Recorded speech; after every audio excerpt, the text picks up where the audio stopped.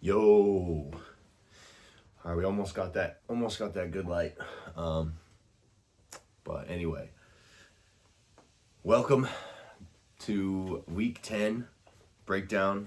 Been going back and forth all week with some buddies of mine just about how this season's been going.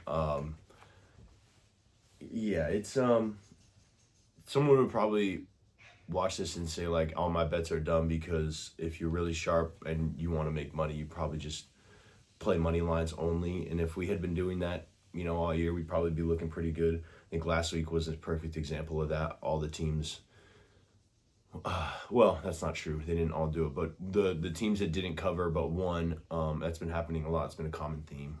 Missing this cover, missing the spread by a score, 3 points or six, whatever it happens to be. But yeah, these money line wins are they're really expensive to pay for too. They're like minus 300, minus 200. So, we're trying to go with the spread, and that's sometimes can be regrettable. And again, anybody who has been winning their whole life or is like considered a sharp will probably tell you that that's not the best way to go about things. But we carry on. You probably noticed this is my hat, my like a rose through concrete. My hair and my head busted out of the Vegas hat, so got to get that repaired. But this is a little Raider hat, a little tribute to the city, so this is the best I can do right now. All right, jumping right in. Let me get the odds up here as well. I've got 6 picks this week. I'm feeling pretty good about them. But I felt good about picks before. I think the reason I feel better is because they're not as big as they've been. There weren't as many huge spreads. Like I know the Bills spread is dangling out there for everybody. But it's just like I gotta pick and choose my battles. That one's another division game that I think the Bills should probably handle business, but it's not something that I'm comfortable just like making my go-to in Miami. I'll probably regret that. But this week, we're taking some new teams that are kind of hot on the scene. First one that kind of came out of nowhere on me was the Panthers. So Panthers are in a division game. It's going to be a common theme this week. There's a lot of division matchups. But Panthers are in a division game this week, and I think that the way they've been playing is been some pretty good ball, even in like some of their losses. Well, that's not true. Their last loss was pretty terrible. But anyway, so the Panthers have been looking all right. The offense has been looking strong, and the Saints have once again just like continued to look terrible. So we'll just continue to ride that trend. Panthers minus 6. That's the easiest one for me. I like the Panthers this week. Yeah, like the Saints can't do anything that's going to surprise the Panthers, but I feel like the Panthers are going to be a lot for the Saints to handle. The next game I got on here, we like the Rams this week, and that's because I like the angle of the revenge game. So the Rams have been on a tear ever since they blew it at home to the Niners on Thursday night. And I think that they tried to phone it in that game, and they immediately learned a lesson, like by halftime, like that this league isn't one to play games with, regardless of who you think your opponent is, even when they have nobody on their roster at the time.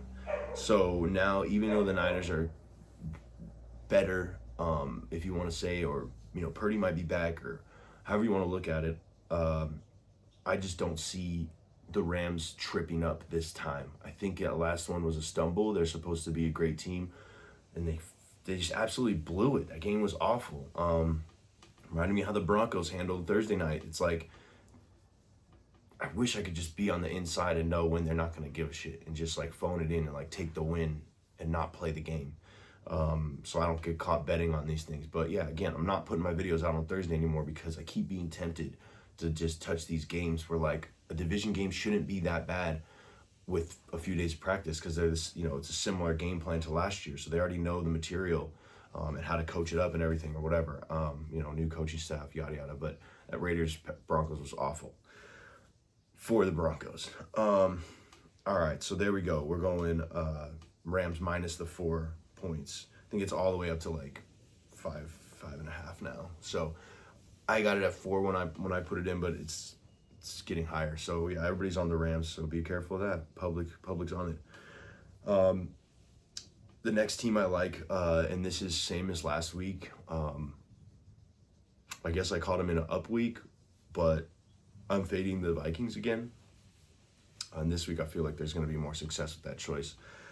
I think the Ravens are now that, that team that everyone was like, why are they not reduced as the favorite in their division to win? Like, why? What's this? And then when you start to see what they're about to stack up wins against or who they're about to play, if they start to build up some momentum, they in no time they're going to be at 6-5 and then look out. So this is the week where they continue that streak. And last week they played great, and I think they're on 10 days, right? Because they played against the Dolphins last. And yeah, so I feel like they're going to be a lot more clinical now that Jackson's back and he's kind of making sure that he doesn't push it too much and last the whole season. And I think the Ravens are going to show why they started the season as a favorite. I know they have a lot of injuries, but so far, I feel like the Vikings have shown me that, yes, they can get a hard-earned win with just on coaching alone, but it's been inconsistent at best to just go out and handle that.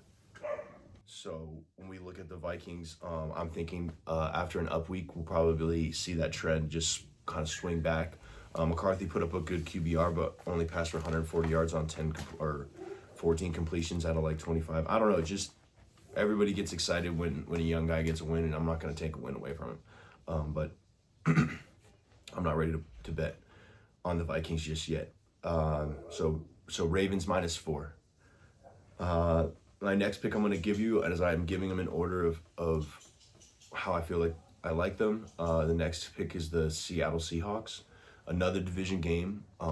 However, I would probably encourage you to bet money line on this game because it is at 6.5 and it is a division game, and Arizona does play defense. I think that in the end, the home field advantage up there for them is going to be significant enough. And so it's going to be significant enough for them to just edge out the win, however that may be.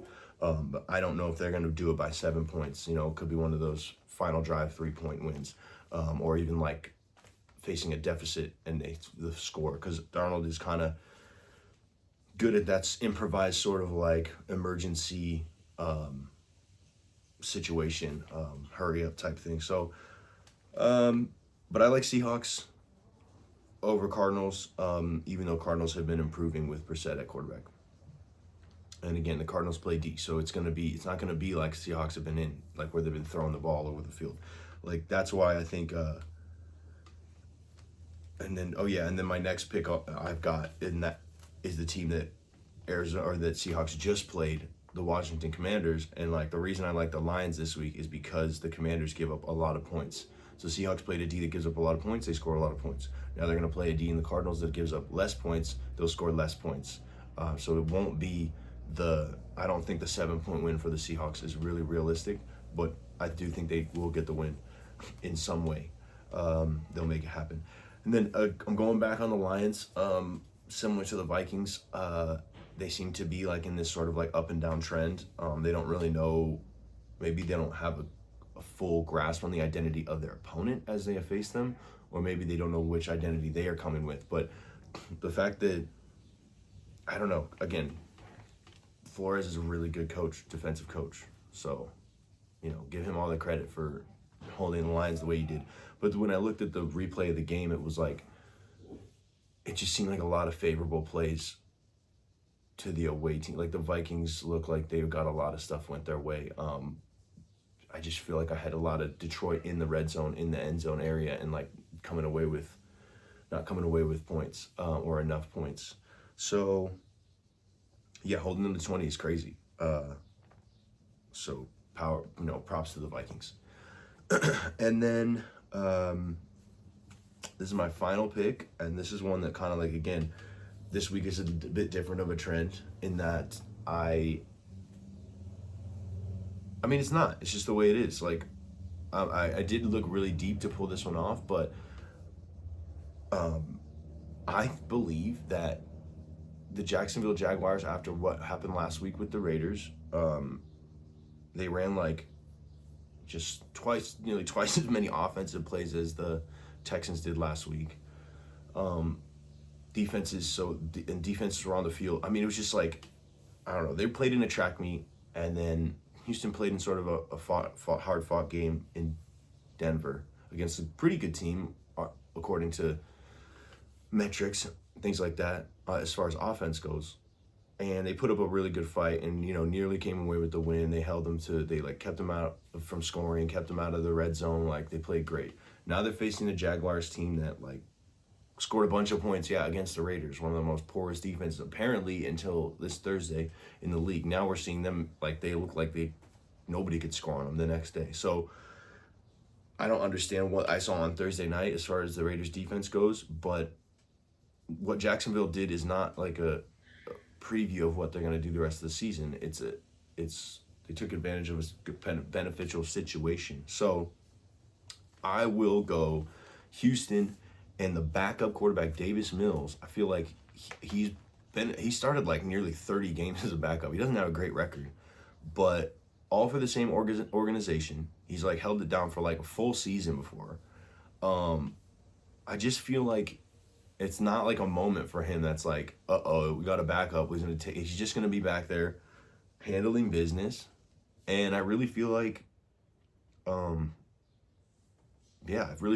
Houston's gonna be able to, keep it super close, especially their defense. Like, I just feel like what you saw from the Jags last week was against a bad D. What you saw from the Texans D last week was a great performance against a pretty good team, and then now it's gonna clash, and it's gonna be, I think the tide's gonna tip to the Texans D. So I'm going Texans plus the points is my final pick, and hopefully this is a little bit more kind of like some stretches, some reaches, less favorites. They are favorites, obviously. Well, the Texans are not favorites; they're dogs, so plus points. That's probably like one of our first 2 or 3 of the season. But when I saw that matchup, regardless of who's at quarterback, I said, this team is actually starting to find something, and I think it's worth betting on. So, have fun with that. Again, we went Panthers, Rams, Ravens, Lions, Seahawks, and Texans. All against the spread. So hopefully you don't need to buy too many points. I got the Lions. It was at -8.5. If that's up past 9, I would need it at 9. Same with Rams. I want that at 4. I don't want the 6 points it's already at. That's why Seahawks is money line. Panthers got to stay at 6 for me, and hopefully the Texans line will get more plus money come in. But anyways, all right. Enjoy the game. Enjoy all the games. We're close. Just got to keep trying. My fantasy play has been a lot closer than my picks. When I pick a few guys for a touchdown, those have been fun. But we'll get it right. Enjoy the games.